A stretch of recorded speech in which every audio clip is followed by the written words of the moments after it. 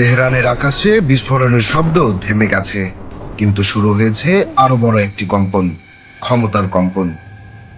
যুক্তরাষ্ট্র ও ইসরায়েলের যৌথ বিমান হামলার পর নিহত হয়েছেন ইরানের সর্বোচ্চ ধর্মীয় নেতা আলী খামেনি, একজন মানুষ যিনি প্রায় পুরো একটি প্রজন্মের সময় ধরে ইরানের রাষ্ট্রীয় দিকনির্দেশ নির্ধারণ করেছেন। 1979 সালের ইসলামী বিপ্লব ইরানকে বদলে দেয় চিরতরে। সেই বিপ্লবের স্থপতি রুহুল্লাহ খামেনি একটি নতুন রাষ্ট্র ব্যবস্থা তৈরি করেন, যেখানে ধর্মীয় নেতৃত্বই রাষ্ট্রের চূড়ান্ত ক্ষমতা। তার মৃত্যুর পর 1989 সালে ক্ষমতায় আসেন আলী খামেনি। 1989 সাল থেকে দীর্ঘ 3 দশকেরও বেশি সময় ধরে তিনি ইরানের সর্বোচ্চ ক্ষমতার কেন্দ্রবিন্দু ছিলেন।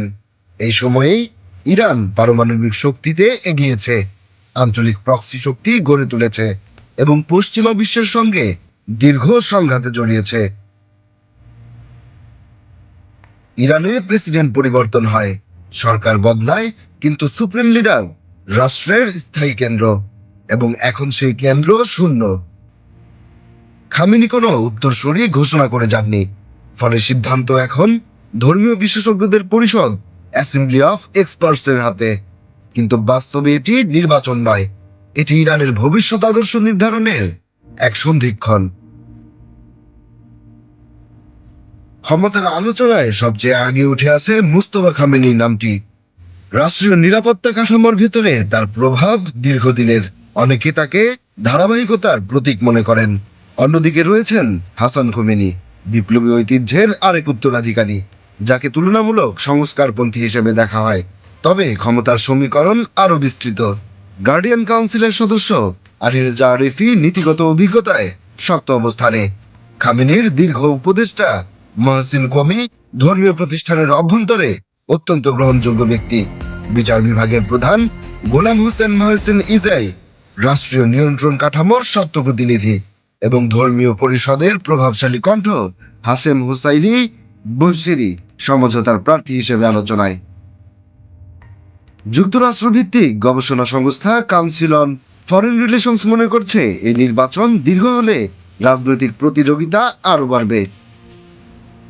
তবে ইরানের সবচেয়ে সংগঠিত শক্তি হয়তো ধর্মীয় প্রতিষ্ঠান নয়, বরং ইসলামিক রেভলিউশনারি গার্ড কর্পস। এই বিপ্লবী গার্ড বাহিনী সামরিক শক্তির পাশাপাশি অর্থনীতি, গোয়েন্দা নেটওয়ার্ক এবং আঞ্চলিক অপারেশন নিয়ন্ত্রণ করে। রাজনৈতিক অচলাবস্থা তৈরি হলে ক্ষমতার ভারসাম্য দ্রুত তাদের দিকেও ঝুঁকতে পারে। খামেনির মৃত্যু শুধু ইরানের অভ্যন্তরীণ ঘটনা নয়, এটি প্রভাব ফেলতে পারে পারস্য উপসাগরের নিরাপত্তা, বিশ্ব তেলের বাজার এবং মধ্যপ্রাচ্যের সামরিক ভারসাম্যে। বাংলাদেশের মতো আমদানি নির্ভর অর্থনীতির জন্য এর অর্থ সম্ভাব্য জ্বালানির মূল্য বৃদ্ধি এবং বৈশ্বিক বাজার অস্থিরতা। ইতিহাসের কিছু মুহূর্ত থাকে যখন একজন নেতার মৃত্যু একটি রাষ্ট্রের ভবিষ্যৎ পুনর্লিখন করে। ইরানের সর্বোচ্চ নেতা আলী খামেনির মৃত্যুর পর দেশটি এখন দাঁড়িয়ে আছে তার সবচেয়ে অনিশ্চিত রাজনৈতিক সন্ধিক্ষণে। পরবর্তী সুপ্রিম লিডার নির্ধারণ করবে ইরান কি আরো কঠোর আদর্শিক পথে এগোবে, নাকি শুরু হবে নতুন রাজনৈতিক পুনর্বিন্যাস, যার প্রভাব পড়তে পারে পুরো মধ্যপ্রাচ্যে এবং বিশ্ব রাজনীতিতে। এখন প্রশ্ন একটাই, খামেনির পর ইরানের নেতৃত্ব কি আগের নীতির ধারাবাহিকতা বজায় রাখবে, নাকি দেশটি প্রবেশ করবে সম্পূর্ণ নতুন রাজনৈতিক যুগে? আপনার বিশ্লেষণ ও মতামত কমেন্টে জানান, কারণ বিশ্ব রাজনীতির ভবিষ্যৎ বোঝা শুরু হয় সচেতন দর্শকের চিন্তা থেকেই। আপনি দেখছিলেন দৈনিক শিল্প বাংলার বিশেষ বিশ্লেষণ, যেখানে খবর শুধু ঘটনা নয়, ইতিহাসের চলমান অধ্যায়।